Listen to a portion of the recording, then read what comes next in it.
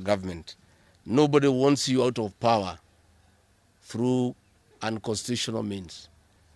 Mr. President, I and the people we work with are on record. We want to remove you from State House through the ballot in 2027. This narrative you are creating that there is an attempt to overthrow your government is for you to have the opportunity to use the Terrorism Act to profile communities and to persecute leaders who are opposed to your administration. Please relax. We want you to serve your one term. Nobody wants you out of government unconstitutionally. Nobody has any plan to overthrow your administration, Mr. President. We want to face you on the ballot in August 2027. So just relax and stop crying wolf that anybody wants you out of office unconstitutionally. There is no leader here who is planning a coup, and none has the capacity. And nobody is interested. The leaders in this country, and indeed 95% of the Kenyan population, want to humiliate you at the ballot. They will relish that moment. None of them would want you to go out through any other method, unless, of course, you decided to resign on your own volition. So please stop creating this narrative. This narrative is to enable you to use anti-terrorism law to persecute leaders and to persecute the Kikuyu community. If you speak out online, Mr. President, you want to use the Terrorism Act to harass people. If you dare challenge your administration, you want to use the Terrorism Act to deal with people who are opposed to your administration. My fellow Kenyans, let us not be deceived. William Ruto has stripped away even the pretense of democracy. What we are witnessing is not the rule of law, but the rule of fear. This is not the behavior of a government that serves its people. This is the machinery of outright dictatorship.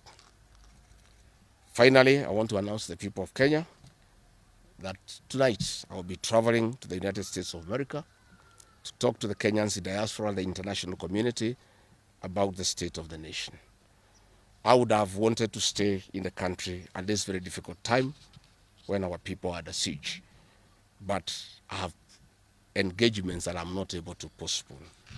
I have been threatened by people close to William Ruto, who called some of my people today, that they will want to stop me from leaving the country. I have no problem. If you want to come and arrest me at the airport, as you are threatening us, you can go ahead. I don't have a problem. You cannot sell fear to us. You know, even if you sold us fear, we cannot buy. You know, and therefore, as I'm out of the country, unless I'm stopped from going, and if I'm stopped from going, I'm still okay. I'll be here because this is my country. We have made sufficient arrangements with other leaders in the united opposition to create a pool of lawyers to come in through for our young people who are being persecuted on trumped-up charges of terrorism. And I want to explain. I have heard the president saying that people have attacked police stations and the law courts. It was all stage managed by the MP for Kikuyu.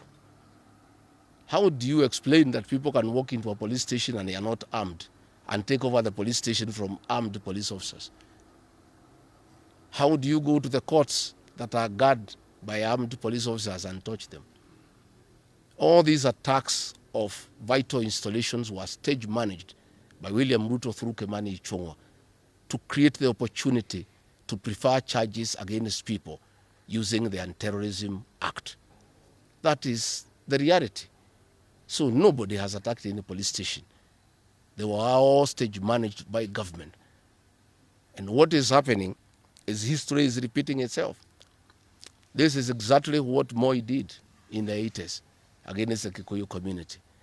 After the abortive 1982 coup, he used sedition laws and the clandestine Mwakenya movement to profile the community and hold people into court, and they'll be taken by Bernard Chunga after 5 p.m. This is history repeating itself. I want to ask our people to be calm, to be cautious, and to be strong. I want to appeal to our young people, the Gen Zs.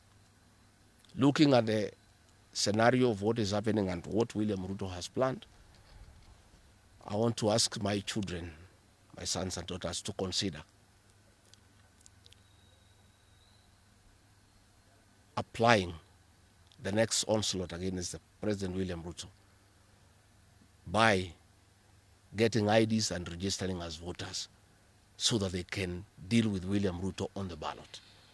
Because I fear for them. Anytime they go out to the streets, they are killed like chicken. I would like to ask these children, we would like to live with them, we would like to see them grow.